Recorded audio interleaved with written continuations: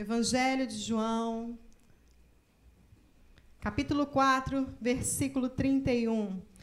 Antes de compartilhar acerca do meu retorno ao campo, do período de alguns testemunhos que eu gostaria de compartilhar com os irmãos, nós vamos refletir um pouco nesta palavra, a partir do versículo 31. Amém, queridos?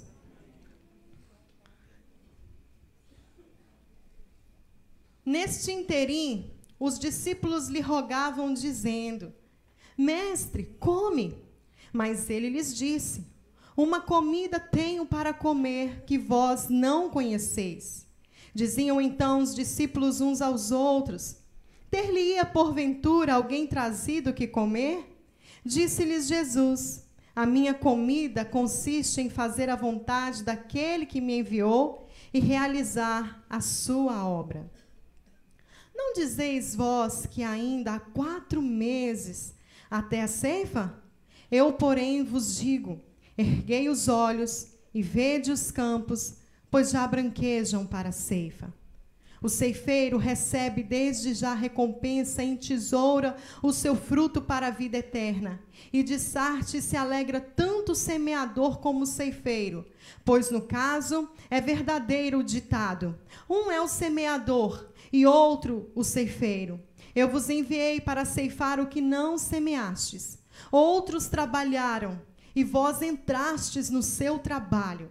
Muitos samaritanos daquela cidade creram nele, em virtude do testemunho da mulher que anunciara: Ele me disse tudo quanto tenho feito.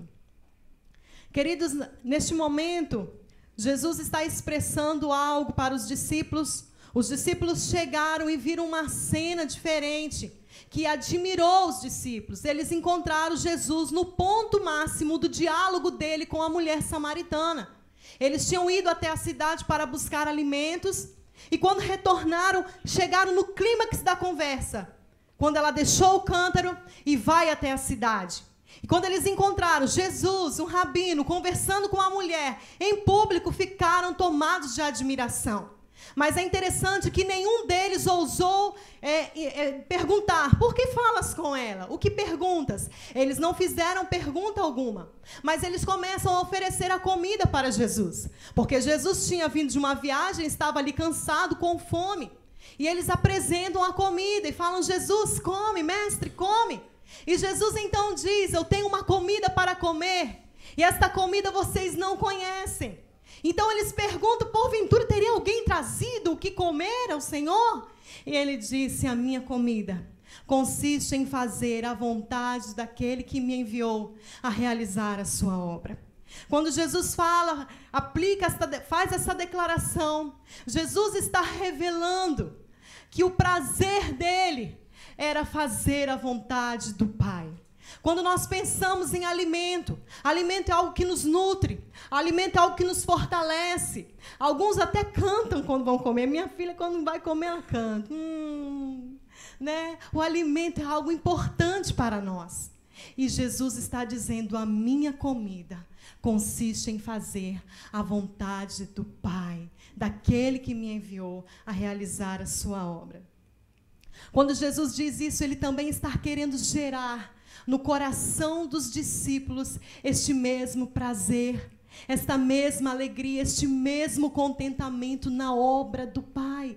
Porque estar no centro da vontade de Deus, porque fazer a obra do Senhor não deve ser algo penoso, não deve ser algo enfadonho, não deve ser algo cansativo, mas deve ser algo que gera prazer, alegria no nosso coração. Amém, queridos?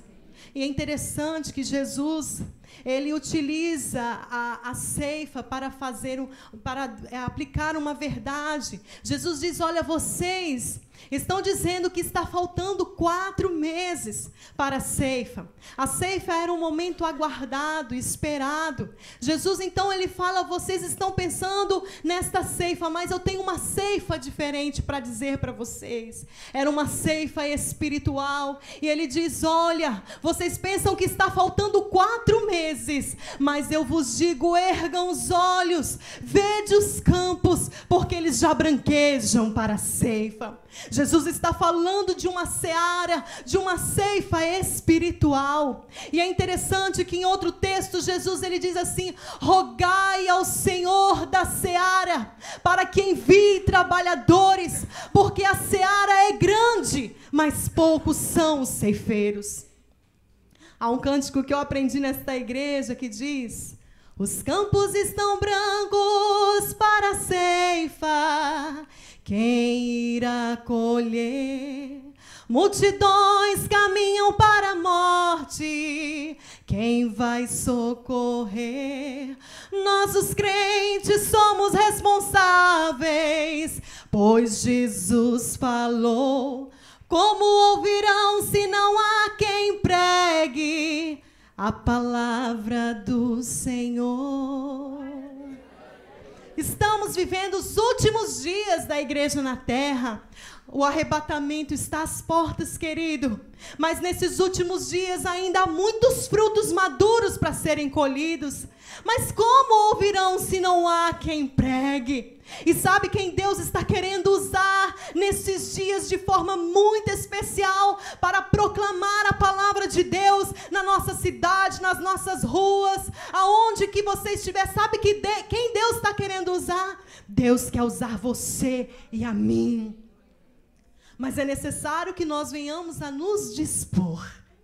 Certo dia estava na minha casa, João Pessoa, e estava saindo para me encontrar com o meu esposo. Eu tinha feito o meu devocional, falei com o Senhor.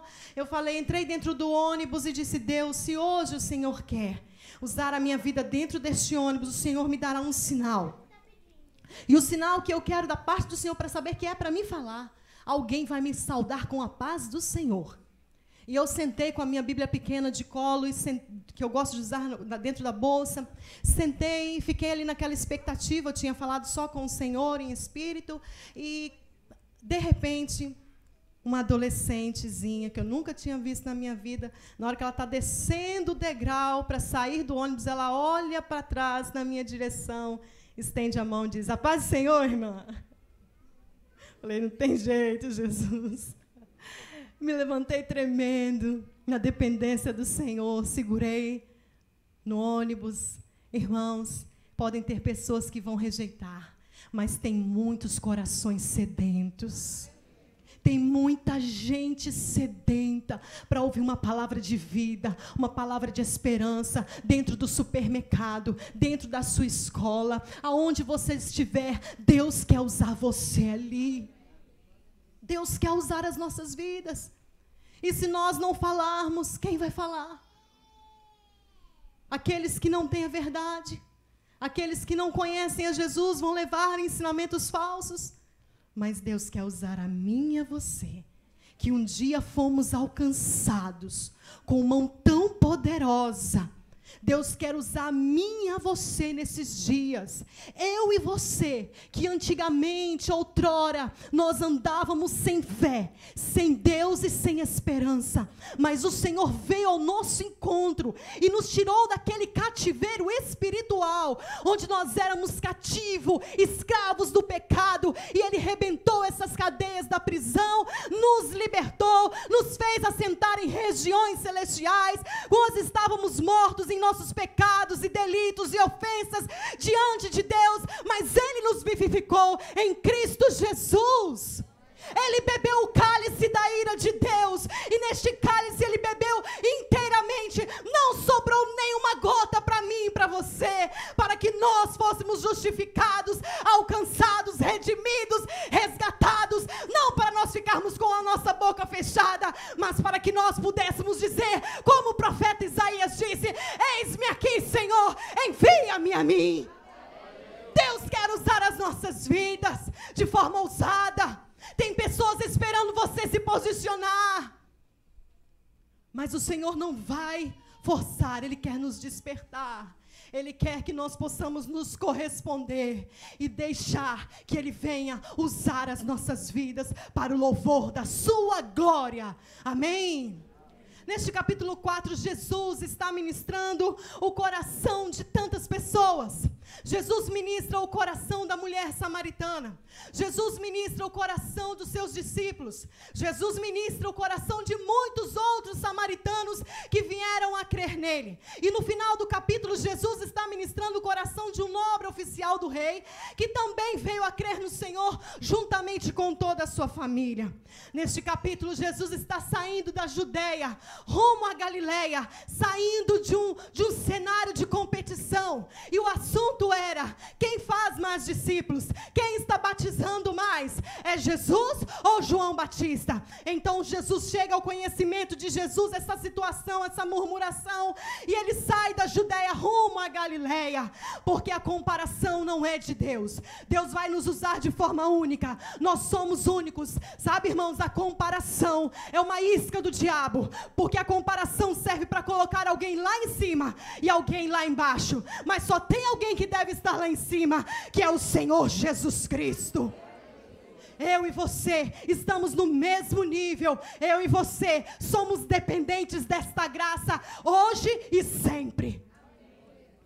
Então Jesus sai. E Jesus tinha 3 opções para chegar à Galileia. Ele podia passar pela costa, podia passar pela Pérea, e ele podia passar pelo centro de Samaria. Mas para um judeu comum, seria a rota mais improvável passar pelo centro de Samaria. Mas o texto diz, no versículo 4, era-lhe necessário passar por Samaria. Sabe por quê? Porque era agradável ao coração de Jesus cumprir cabalmente a agenda que vinha do Pai. Jesus, o interesse de Jesus não era outro a não ser glorificar o nome do Pai, fazer a vontade do Pai. E em toda a sua caminhada, em todo o seu ministério, Jesus cumpriu cabalmente a agenda do céu. Então era-lhe necessário passar por Samaria. Jesus chega então à fonte de Jacó, na cidade de Sicar. Como homem, ele era 100% Deus, mas também 100% homem, cansado, com fome, com sede. E ele senta ali naquela fonte, esperando aquela mulher chegar. Quando eu vejo este lado humano de Jesus, eu me alegro, porque eu tenho um sumo e fiel sacerdote que pode se compadecer de mim, porque ele passou por tentações, ele passou por aflições, ele passou por sofrimentos, ele passou por oposição, mas ele venceu, e nele eu também sou mais do que vencedor. Você pode estar passando por qualquer situação, mas Jesus está com você, e nele você é mais do que vencedor. Então, Jesus, ele se identifica comigo e com você.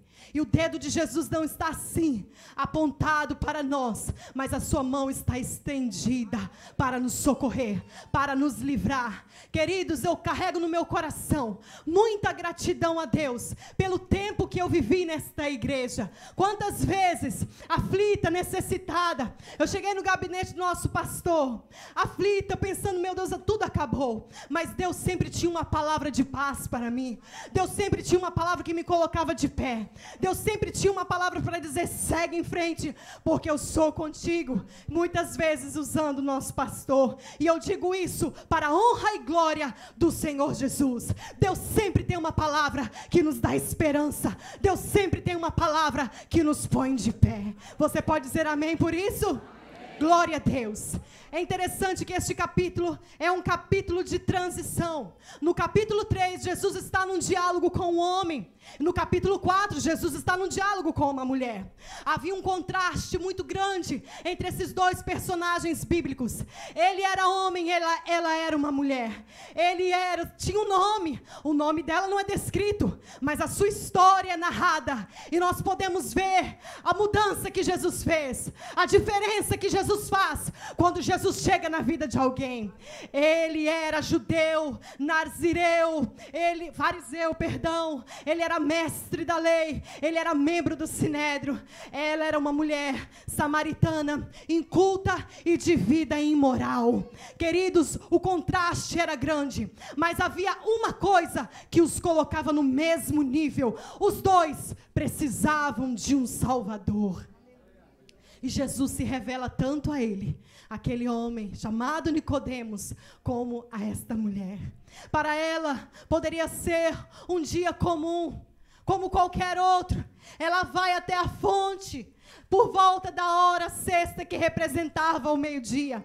Quando eu morei em Guiné-Bissau, enviada por esta igreja, o meu primeiro campo missionário, me sinto filha desta igreja ainda. Fui enviada ao campo missionário por esta igreja, que acreditou no meu chamado, que investiu em mim, que me enviou para o campo missionário. Lá em Guiné-Bissau, no meu quintal, tinha uma fonte. E através daquela fonte nós bebíamos água, nós comíamos, fazíamos alimento, preparávamos tudo.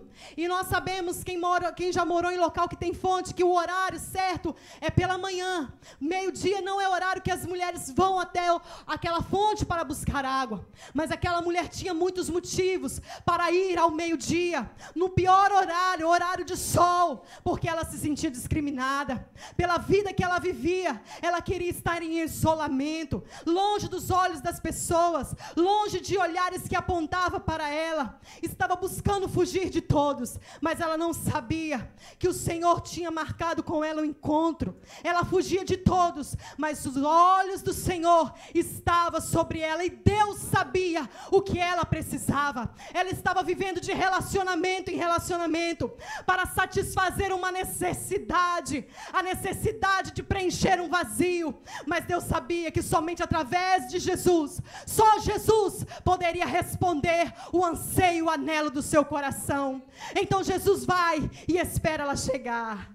E é interessante, irmãos, que quando nós vamos ver o contexto deste encontro, vamos ver que havia uma animosidade, uma barreira muito grande entre esses dois povos. Havia uma inimizade entre os samaritanos e os judeus. Os samaritanos eram um povo mestiço, meio judeu, meio gentil. E havia uma animosidade. Quando o reino norte foi levado ao cativeiro, o rei Sargão II traz então povos de outras nações e povoam as áreas do povo de Israel. Após o cativeiro, quando eles voltaram ali, entre aqueles que sobreviveram, que estavam ali, houve casamento misto com os povos de outras nações. Então surgiu um novo povo, um povo mestiço, um povo misturado, religiosamente sincrético. Então, desde então, havia uma animosidade entre os judeus e esse povo misturado. Esta animosidade se avolumou de tal maneira que nos dias de Jesus se transformou numa barreira intransponível, mas não intransponível para o Senhor Jesus. Quando Jesus se encontra com aquela mulher, ele identifica 3 barreiras. Ele identificou a barreira cultural, ele identificou a barreira racial e ele identificou a barreira religiosa. Um rabino jamais poderia falar com uma mulher em público. William Barclay, em seu comentário, diz que os mais radicais não podiam nem mesmo saudar uma mulher em público e nem conversar com a sua própria esposa. Ele não podia, os mais radicais dos rabinos, não podia nem conversar com a sua própria mulher em público. Mas Jesus identifica essa barreira e quebra. E quando Jesus faz isso, ele está colocando a sua reputação de rabino em jogo. Mas ele tinha um objetivo: alcançar o coração daquela mulher. A segunda barreira que Jesus identificou e quebrou foi a barreira racial. Os judeus se consideravam superiores aos samaritanos. Mas Jesus chega ali e a primeira palavra que ele dá para ela: dai-me de beber. Um judeu jamais beberia água em uma vasilha, num pote, num cântaro de uma mulher, de um samaritano. Mas Jesus chega humildemente, e ele não tinha jarro, ele não tinha vaso para pegar água, ele pede o jarro dela para beber água. Com essa postura, Jesus está sinalizando a quebra do nacionalismo e demonstrando que o evangelho é para todas as nações. A salvação vem dos judeus, mas ela se estende a todas as famílias da terra. Amém, queridos? Jesus, os samaritanos sempre estiveram nos planos de Jesus, assim como eu e você. Jesus disse: mas recebereis poder ao descer sobre vós o Espírito Santo, e sereis minhas testemunhas, tanto em Jerusalém, como em toda a Judeia e Samaria, e até os confins da terra. A terceira barreira que Jesus identificou e quebrou foi a barreira religiosa. No ano de 129, o general caudilho judeu João Hircano invadiu Samaria e atacou no Monte Gerizim o templo dos samaritanos, destruiu o templo que os samaritanos tinham edificado para suas adorações misturadas. Então havia um ódio no coração dos samaritanos pelos judeus e também um desprezo no coração dos judeus pelos samaritanos. Certa vez, para atacar Jesus, os samaritanos disseram: ele tem demônio, ele é um samaritano. De tanto ódio que eles carregavam em seu coração pelos povos samaritanos. E com essa atitude, Jesus, com muita graça, quebra essas barreiras, vence esses obstáculos e ele gera no seu coração alguns sentimentos. O primeiro sentimento que Jesus gerou no coração daquela mulher neste encontro foi o sentimento de simpatia. Jesus estabelece um ponto de contato com ela, fazendo um pedido. William Hendricks diz que quando alguém quer penetrar o coração de alguma pessoa, ele pode usar 2 métodos. Ou ele faz a ela um pedido, ou ele oferece um favor a esta pessoa. Quando Jesus estabelece esta conversa com esta mulher, Jesus, ele faz um pedido a ela e também oferece um favor àquela mulher: dai-me de beber. E depois: se tu soubesse, tu lhe pedirias e ele te daria. Ele oferece algo para ela. Então, o primeiro sentimento, simpatia. Segundo sentimento que Jesus gera no coração dela foi o de curiosidade. Porque quando ele pede a ela água de beber, ela tem uma atitude um pouco ríspida e diz: como sendo tu judeu, pedes a mim de beber, que sou mulher samaritana? Como você vem aqui me pedir? Você é judeu, eu sou samaritana. Jesus então diz: olha, mulher, você conhece todo este contexto de inimizade, mas falta você conhecer 2 coisas. Primeiro, o dom de Deus, salvação, vida eterna. E o segundo que você não conhece: se tu conheceras o dom de Deus. E segundo, quem fala contigo? Se tu conheceras quem fala contigo, mulher. Se você soubesse quem está falando com você. Você não conhece 2 coisas muito importantes: o dom de Deus e quem está falando com você. Então gera nela uma curiosidade: quem está falando comigo? Dom de Deus? Senhor, és tu porventura maior do que o nosso pai Jacó, que bebeu desta água e junto dele os seus filhos, o seu gado? Jesus então diz para ela: mulher, quem beber desta água tornará a ter sede, mas a água que eu lhe der jorrará nele uma fonte para a vida eterna. Ai, Senhor, então dai-me dessa água para que eu beba. Jesus consegue gerar nela o terceiro sentimento, que é o sentimento de necessidade. Jesus deixa claro: olha, quem beber desta água, dessa fonte aqui, mulher, vai voltar, vai precisar de voltar para beber. Jesus não estava falando de uma água natural, Jesus estava falando de uma água espiritual, da própria presença dele. Charles Edmond diz que satisfação era aquilo que aquela pobre mulher aspirava, e ela estava atrás daquilo toda a sua vida, e nessa busca incessante, ela não respeitava nem a lei de Deus e nem a lei dos homens. Ela vivia nessa busca incessante. Jesus mostra a necessidade desta água viva. Queridos, o homem pode ter tudo. Ele pode estar morando numa cobertura. Ele pode ter as roupas, a mulher pode ter as roupas mais caras, pode ter as bolsas mais caras, pode ter o carro do ano, pode ter tudo, morar na frente de uma cobertura, mas ele pode ter tudo, mas se ele não tiver o Senhor, o seu coração é como um deserto. Quem tem Jesus tem tudo. E quem não tem Jesus pode ter tudo, mas não tem nada. Então Jesus consegue gerar nela esta necessidade, ao ponto dela dizer: dai-me de beber. Jesus então agora não faz a ela nenhum pedido. Jesus agora dá uma ordem. Você quer? Então agora vá lá e chame o teu marido. Jesus dá uma ordem. E ela tenta bruscamente mudar, encerrar o assunto. Ela diz: eu não tenho marido. Jesus então, ela não sabia. Até então ela pensava que estava diante de um judeu, de um viajante comum. Mas Jesus diz: realmente, mulher, nisso você disse com verdade que não tem marido, porque 5 você já teve, e este que você está agora não é teu marido. Ou seja, ela estava com o homem de outra mulher. Então, ela se rende e diz: vejo que és profeta. Ela já passa a ver Jesus de forma diferente. Então, Jesus, ele consegue despertar nela a sua consciência de pecado. Jesus, então, estava arando o solo do seu coração. Alguém que precisava reconhecer que era necessitado, que precisava do toque de Deus.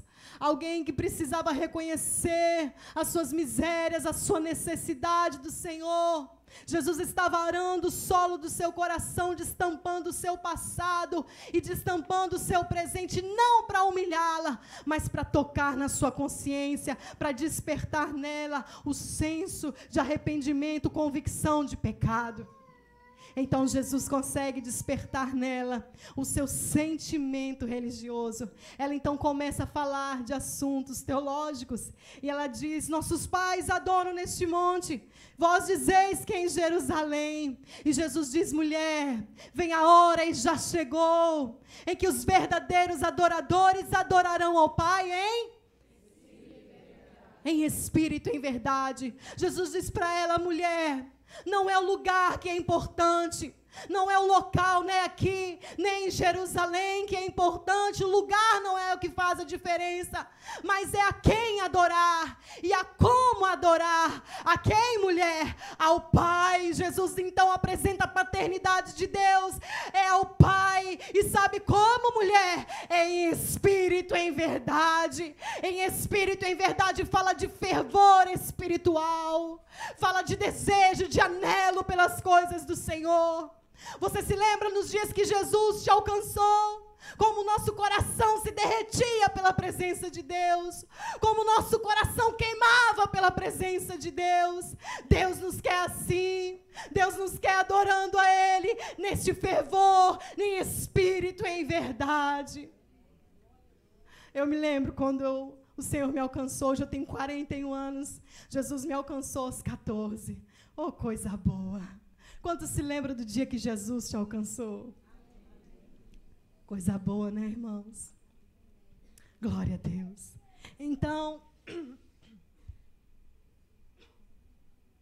Jesus, então, desperta nela a sua fé verdadeira. Não é local, mas é a quem? É o Pai. E como? Em espírito e em verdade. Então Jesus desperta nela a sua fé verdadeira. E ela diz: eu sei. Eles acreditavam no Pentateuco e falavam, o Pentateuco fala da vinda do Messias. E ela diz: eu sei que virá o Messias. Quando ele vier, ele nos falará todas as coisas. Então, Jesus diz para ela, Jesus se revela a ela: mulher, você não entendeu até agora? Sou eu que falo contigo. Desde o começo sou eu que falo contigo. Pela primeira vez ela fica sem reação. Eu fico imaginando essa cena.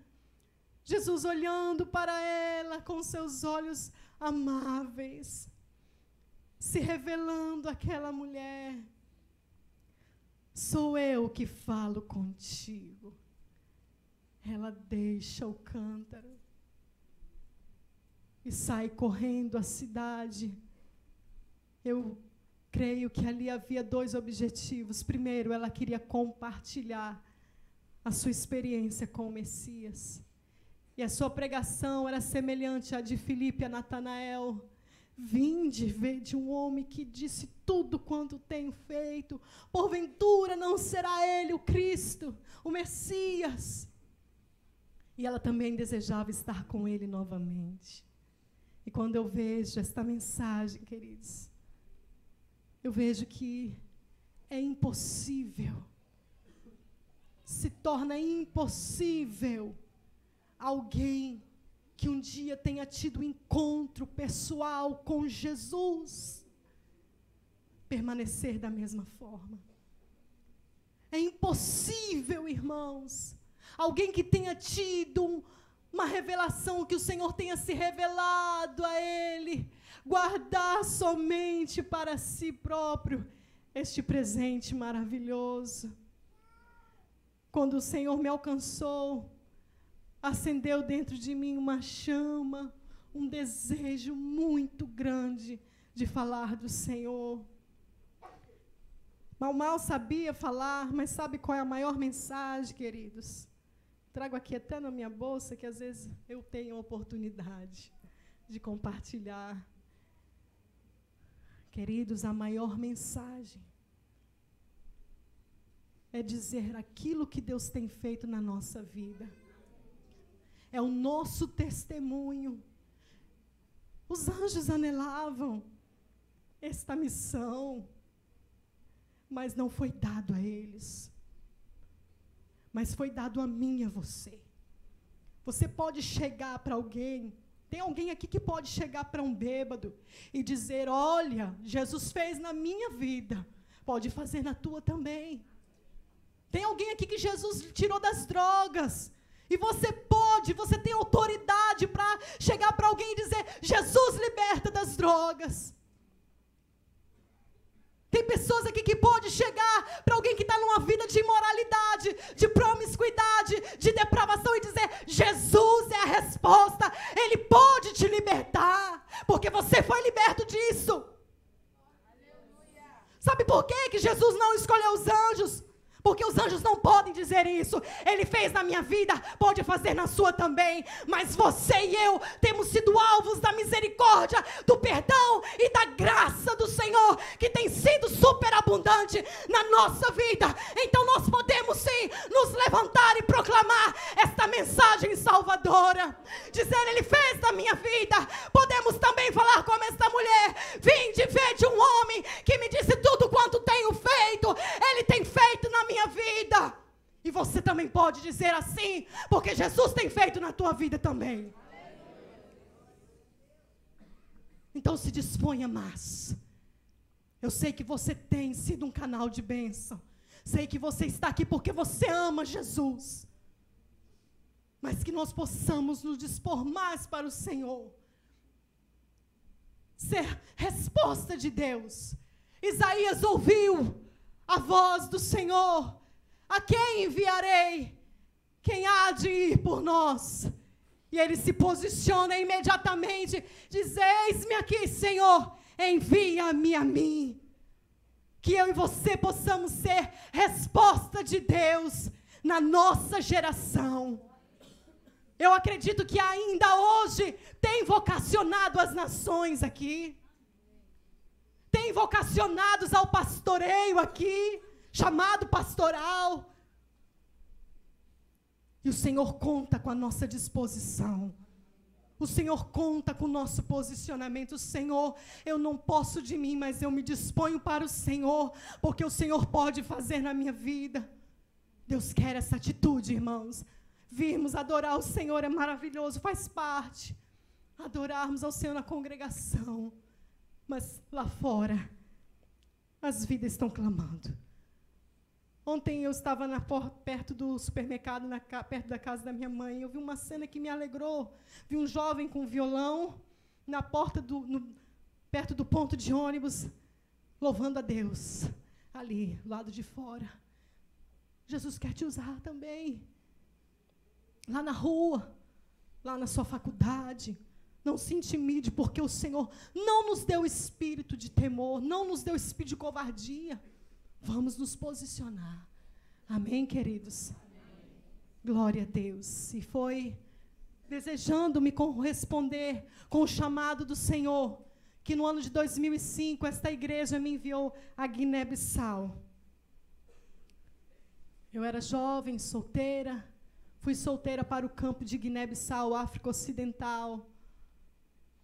Saí, eu me lembro, com 2 malas, um violão, uma mochila. Me lembro que o pastor, que já está com Jesus, mandou um valor grande de dólar comigo para mandar para os missionários. Ultrapassava até o valor que podia. Ninguém me tocou, o Senhor me guardou em toda a viagem. Fiquei ali por 3 anos e 2 meses servindo ao Senhor. Um campo difícil, tive malária, tifoide, mas, irmãos, o Senhor cuidou de mim. O Senhor guardou a minha vida.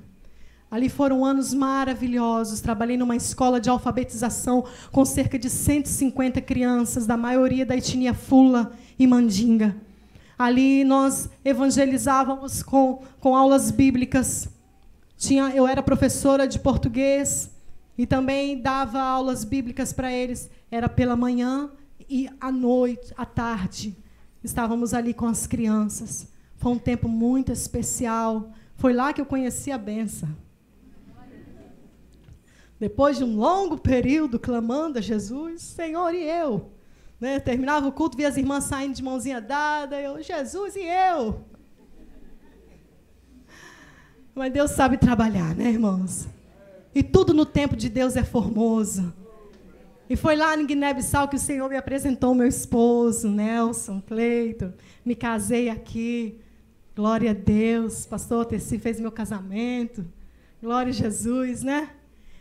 E estamos aí. Depois de casada, fomos para o Senegal. País de língua wolof, francês. Foi um desafio. Cheguei lá sem saber falar uma palavra em francês. Nem um bonjour eu sabia falar. Imagina, irmão, chegar no país sem saber uma língua difícil. Mas o Senhor, Ele nos deu graça. Com 7 meses, Jesus abençoou que meu esposo conseguiu pregar o primeiro sermão. Etienne, um homem rempli do Saint-Esprit. Etienne, Estevão, um homem cheio do Espírito Santo. E a tradução era português, francês, wolof. Uma mensagem que de 20 minutos ia para uns 45, 50 minutos. E quando ele deu a saudação, bonjour, mon frère, ça va, je vous salue au nom de Jésus, e ele começou a falar, que os irmãos pensaram, ele vai parar a saudação e vai continuar a mensagem em português, que ele emendou, os anciãos da igreja ficaram alegres, porque uma das formas de alcançar o povo é através da língua, é através de usar as roupas deles, falar a língua do povo, e quando ele conseguiu pregar um sermão de uns 25 minutos em francês, ele caiu na graça da igreja. Nós trabalhamos ali cerca de 2 anos. Trabalhei com as irmãs, Deus colocou no meu coração o desejo de um trabalho de oração com as mulheres. Né? Um trabalho de oração. Então, nas quintas-feiras, no Senegal, eu tinha um trabalho com as mulheres de oração. Elas vinham, nós nos reuníamos, tinha um tempo de oração, leitura da palavra, um tempo voltado só com as mulheres. E na sexta-feira eu saía com uma irmã, Mamã Mari, e a gente saía para evangelizar. O evangelismo no Senegal é mais difícil, é um país 96% muçulmano, é bem fechado, mas ela sabia onde eu podia ir. E eu ia com ela. Falava em francês básicozinho. E ela traduzia para o wolof. E ali Jesus fez maravilhas. Tinha um irmão que sempre pedia oração pela sua esposa. O nome dela é Raimunda. E ele chegava e contava o testemunho dela. Ela era o terror. Ela já quebrou uma garrafa na minha cabeça. Já levei ponto na cabeça dessa mulher que ela quebrou. E vivia pedindo oração. Eu falei, Jesus, eu vou até essa mulher. E aí eu fui até Raimunda, cheguei de mansinho, orando, Jesus me faz cair na graça dela. E, de repente, o Senhor me fez cair na graça de Raimunda. Eu chamava ela de Raimunda, ela, não, c'est pas Raimunda, c'est Raimunda. E ali de Raimunda foi se abrindo para o Senhor. E ela se converteu. E aceitou o Senhor Jesus. Raimunda se batizou, está firme com o Senhor. E é uma das poucas mulheres da igreja que sabe ler. Ela é uma das poucas mulheres que sabe ler. Tem até um videozinho da Raimunda. O irmão pode soltar para mim? Foi no dia da despedida. Olha ela aí, que lindona. Eu estava grávida da Vitória de 5 meses. É bem baixinho. Avec mon ami Nivea. Mais il m'a apporté sur le bon chemin. Maintenant, je lis la parole de Dieu.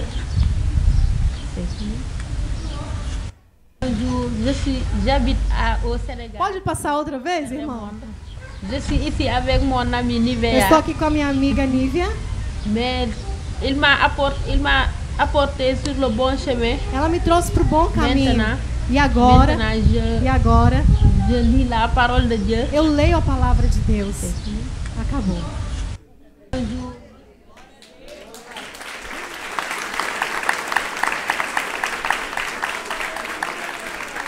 E ela era brava, chegava na igreja brava. Eu falava, Raimunda, eu quero que você seja a mulher mais elegante dessa igreja, Raimunda.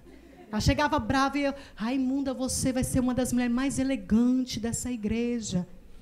E eu gostava de abraçá-la. Raimunda, você está linda. E ela se apegou tanto a mim, irmãos. E primeiro se apegou ao Senhor, né? E ela se identificou tanto comigo. Até hoje ela manda recado. Ela, Nívia, eu quero te ver. Quando você vem para o Senegal. E manda recado para mim pelas missionárias, né? E eu me alegro que esse foi um fruto que o Senhor nos deu. Para a glória do Senhor, né? E ela está firme, Raimunda está firme no Senhor, para a glória do Senhor Jesus. E tem uns slides que eu queria mostrar também. Esse é o Ministério Infantil com as crianças. Pode ir passando. Eu com as crianças da escola dominical. Ali com as crianças, né? Que delícia o trabalho com as crianças, né? Dando um lanchinho para elas no final. Eu ajudava também no louvor, tocando. Volta a cena, irmãos. Esse é um trabalho que um irmão fazia com crianças na área de futebol. Escolinha de futebol. Ele ensinava as crianças futebol e também tinha oportunidade de estar levando a palavra. E esse foi um trabalho com as crianças da escola de futebol. Esse é o meu esposo, ministrando a palavra para as crianças. Essa cena aí é bem forte, irmãos. Nós trabalhamos no Senegal com um posto de saúde. Tem enfermeiro aqui? Quem é enfermeiro aqui? Quem mais? Tem mais enfermeira? Aleluia. Técnico em enfermagem. Glória a Deus. Eu sou técnica, irmão. Olha que riqueza. O campo está precisando de enfermeiro e médicos, né? Oh, glória a Deus. E aí nós recebemos um chamado, era inverno, frio no Senegal, estava muito frio. E recebemos um chamado, olha, a nenenzinha acabou de nascer e a mamãe Mari não quer tirá-la, tem medo de tocar. Chegamos e encontramos a cena assim, a mãe deitada no chão, frio, o bebê já tinha nascido e ela estava lá sem saber o que fazer. Aí nós cortamos o cordão umbilical, tiramos a placenta, pode passar. E demos o primeiro atendimento à criança. Ela estava com muito frio, colocamos ela pertinho do fogareiro para aquecer. Depois voltei para dar atendimento a ela, direitinho, eu lá no lar dela. Pode passar. Ali é o posto de saúde Querudum, que é um posto de saúde que faz atendimento à comunidade de Rufisque. Eu estou ali com uma colega, que é enfermeira, dando atendimento a crianças, pesando a bebezinha, né? Pode passar ali na farmácia, entregando os medicamentos. E com as mulheres, olha que lindas. Todas coloridas, né? Muito lindas, né? São mulheres de etnia Wolof. E aí, Raimunda, ela na minha casa, ela ganhou neném, e ela ia na minha casa sempre. Quando tinha tribulação, na minha casa, eu ia na casa dela fazer o discipulado, mas ela também tinha essa liberdade de ir para a minha casa. Lembra que a filhinha dela estava meio oprimida, ela... Normalmente levam para feiticeiros, irmão. Mas como ela teve realmente um encontro com Jesus, foi para a oração. Levou lá para casa. Nívia, ora para minha filha que ela não está conseguindo dormir. Orei e o Senhor Jesus entrou com intervenção. Ela levou a bebezinha para mim orar. Nívia, eu trouxe minha bebezinha para você orar. Eu já estava grávida da Vitória. Pode passar. Ali ela apresentando a bebezinha dela ao Senhor, amém? Meu esposo orando, escola dominical, culto de virada, momento de oração com outro pastor. Eu com as mulheres, irmã, no louvor, a gente tinha um grupo bem legal de mulheres, e aí a gente estava fazendo uma apresentação, um louvor ao Senhor, a gente todas vestidinhas. Eu amo roupa africana, né? Não vim com roupa africana hoje. Minha amiga Niva, vai com roupa africana. Eu falei, não trouxe nenhuma roupa africana. Né? Deixa para a próxima, se Jesus nos der a oportunidade, né, irmãos? Aí, próximo. Ali o meu esposo no discipulado, evangelismo. Lazar se converteu. Lazar significa Lázaro. Né? Ele se converteu, estava firme com o Senhor, e meu esposo discipulando ele. A gente comendo, né? É normal comer assim, no chão, em vasilhas grandes, de mão. Alguns oferecem até colher para a gente, né? Mas é normal a gente comer junto, de mão. Um momento bem gostoso. E ali a gente tomando café na casa de um senegalês, ele tinha nos convidado. A gente tem que ter essa comunhão, né? Esse contato com as pessoas. Agora aí já é Guiné-Bissau. No ano de 2005, eu com as crianças, dava aula para elas. Era célula, um trabalho lindo que a gente tinha numa casa. E essas crianças ficaram órfãos, irmã. A mãezinha dela é uma mulher muito linda, alegre, mas o Senhor, aprove ao Senhor levar, e essas crianças ficaram órfãos aos cuidados de uma família, né? E aí eu e minha família, voltando para Guiné-Bissau agora em setembro. E eu gostaria muito de contar com vocês, irmãos. Missões é feito indo, orando e contribuindo, né? E a oração é a parte fundamental, né, irmãos? A oração move o coração de Deus, né? E eu gostaria muito de que a igreja estivesse se lembrando de mim, da minha família. Estou indo com uma menininha de 4 anos para Guiné-Bissau agora em setembro, confiando no Senhor, né? Aquele que faz a promessa é fiel para cumprir, o Senhor que nos leva, Ele é fiel. Não é verdade, irmãos? Então você pode fazer parte desta missão Guiné-Bissau através da sua intercessão. E eu convido a Igreja Evangélica Vida a estar comigo, a estar com Nelson, a estar com a Vitória em oração, nos cobrindo em oração naquele lugar tão difícil, irmãos. Mas não é impossível para mim, mas não é impossível para o Senhor. E nós cremos que o Senhor fará maravilhas. Eu estou dispondo a minha vida, quero me gastar pelo Senhor, entregar a minha vida para o serviço da obra do Senhor, naquele lugar. E eu conto com você, querido, como igreja do Senhor, amém?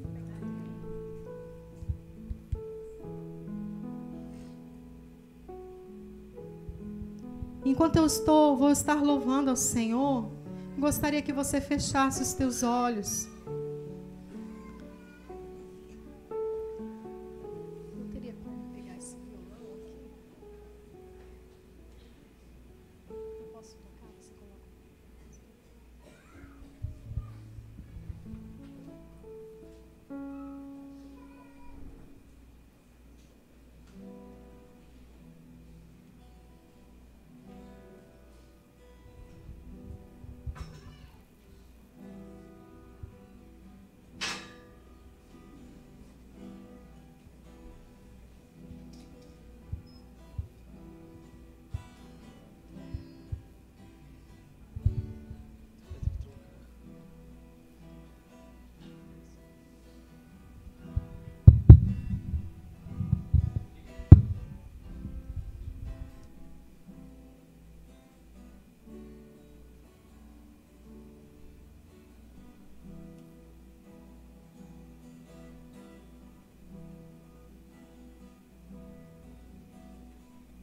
Aleluia, glória a Deus. Enquanto vamos estar louvando esse louvor bem conhecido, eu queria que você estivesse colocando a sua vida diante do Senhor,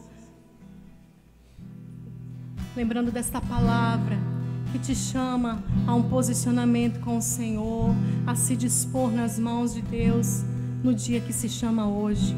Amém? porque dele, por ele, para ele são todas as coisas. Porque dele, por ele,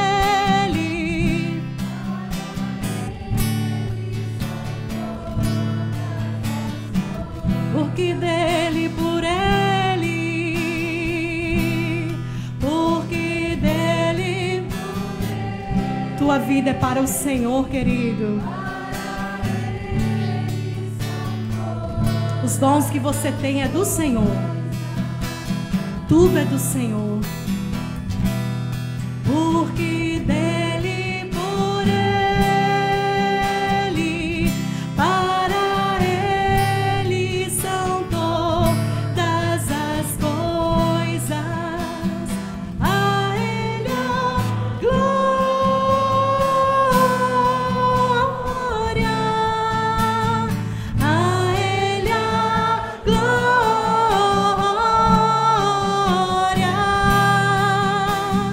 a ele a glória,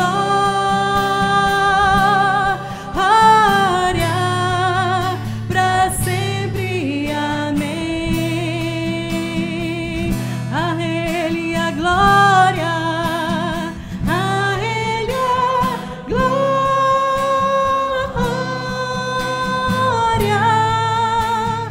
a ele a glória,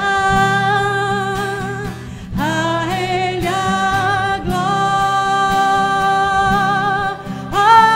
glória, para sempre. Amém.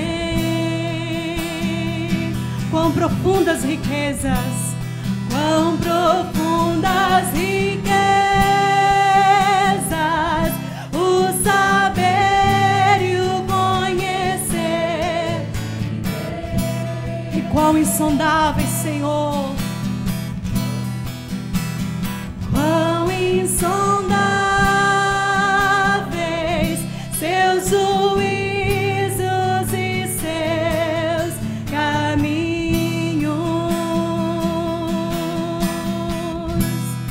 Quão profundas riquezas, o saber e o conhecer de Deus. Faça ele conhecido. Esse é o teu chamado para a glória de Deus. Não insondáveis seus juízos e seus caminhos. A ele a glória,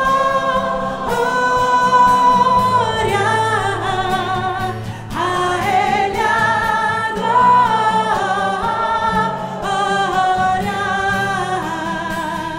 a ele a glória, para sempre. Amém.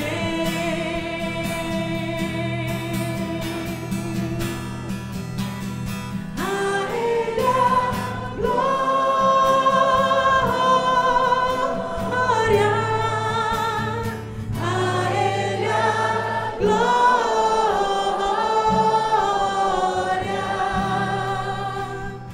a ele a glória,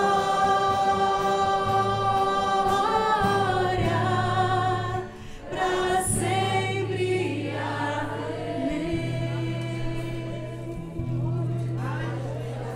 Se esta palavra falou ao teu coração, se nesse dia você deseja se colocar diante de Deus como instrumento nas mãos do Senhor, para que outras vidas sejam impactadas pela graça redentora e salvadora do Senhor Jesus. Se você deseja ser instrumento nas mãos de Deus, boca de Deus nesta terra, você que deseja isso, fique de pé neste momento para a glória do Senhor.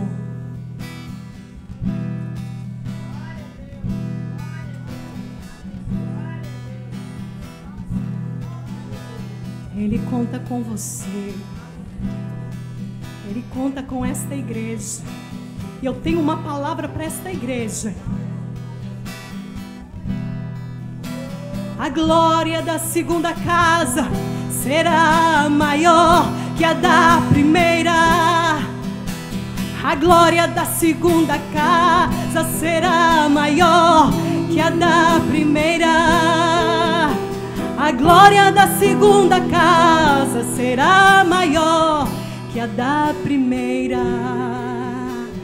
Esta é uma palavra que eu quero deixar para esta igreja, para este ministério, que só começou, só apenas começou.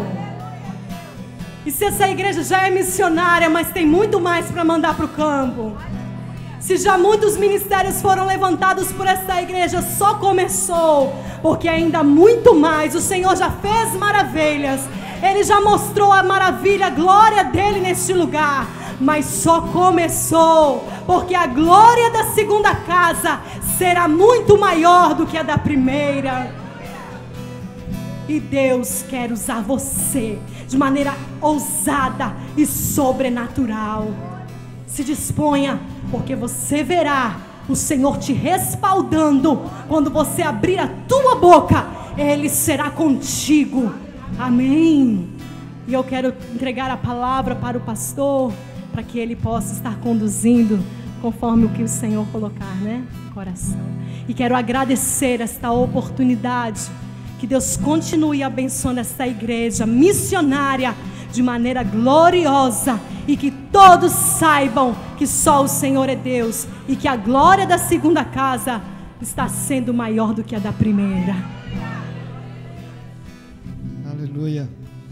Quero convidar a Nívia, se for possível, para ficar aqui embaixo, a Fabrícia, a Lidiane e a Eite.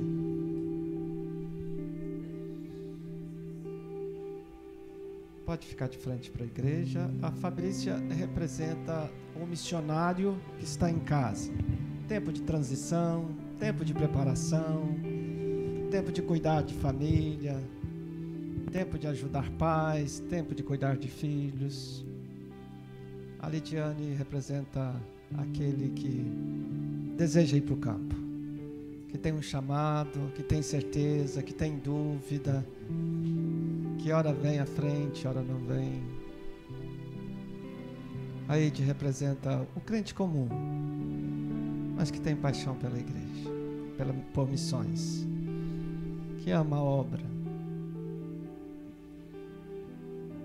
E a Nívia é o missionário que vai, que está lá. Com qual você se identifica? Com aquele que está lá, com aquele que está numa transição, com aquele que tem desejo, com aquele que arde.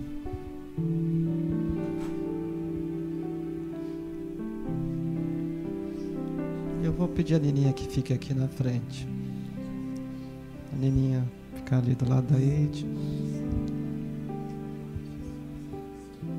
A Nininha representa o crente local,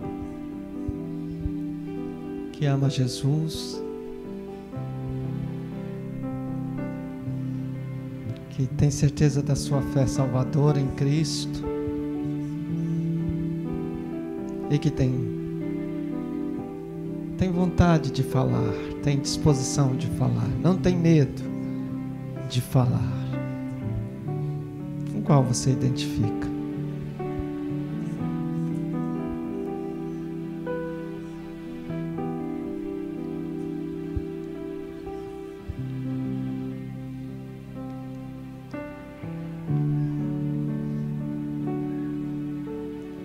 Se você é exatamente o contrário disto, eu quero desafiar você a sair do seu lugar e vir se colocar na frente da pessoa. Exemplo, você é a pessoa que precisa ir ao campo, mas não vai. Existe alguma coisa que te prende. Você é o que tem um chamado e ouve isso no coração com dúvida ou com certeza desde a infância e não decide isso. Então, Lidiane representa isto.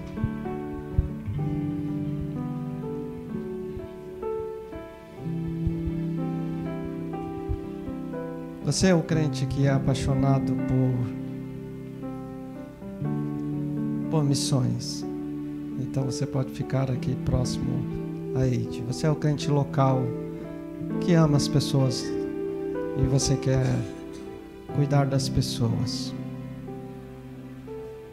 E se você é uma pessoa comprometida com missionários, ora por eles. Vem aqui, Fabrícia vai te receber.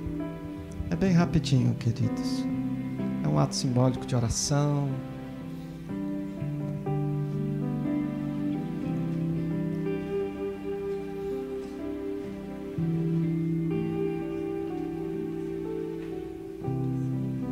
Você pode cercar a pessoa.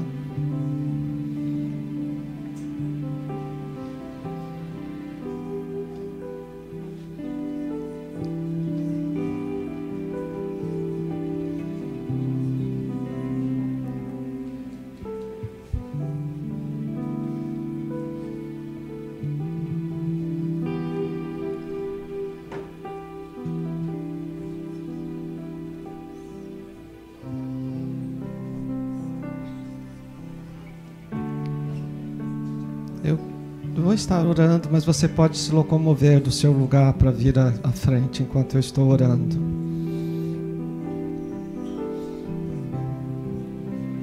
Senhor, eu não sei o que tudo isto significa neste momento, mas eu sei que o Senhor pode tocar profundamente, intensamente, fortemente na vida das pessoas que estão vindo aqui na frente. O Senhor pode estar inflamando o coração de todos nós nesta noite. Essa foi nossa oração, Senhor Deus, que esta palavra não ficasse vazia. E nós fomos fortemente confrontados de maneira amorosa, de maneira muito carinhosa. Nós somos fortemente confrontados para amarmos os que estão longe e os que estão perto e não conhecem Jesus. Senhor, que Tua graça poderosa, forte, abençoadora esteja sobre a Tua igreja. Senhor, nós temos feito alguma coisa pelo reino do Senhor. Nós temos feito casa de paz. Nós temos feito encontro com Deus no templo. Alguns têm, de maneira empenhada, falado de Jesus. Têm visitado hospitais, presídios. Mas sabemos, Senhor, que temos feito ainda muito pouco. A igreja tem enviado missionários.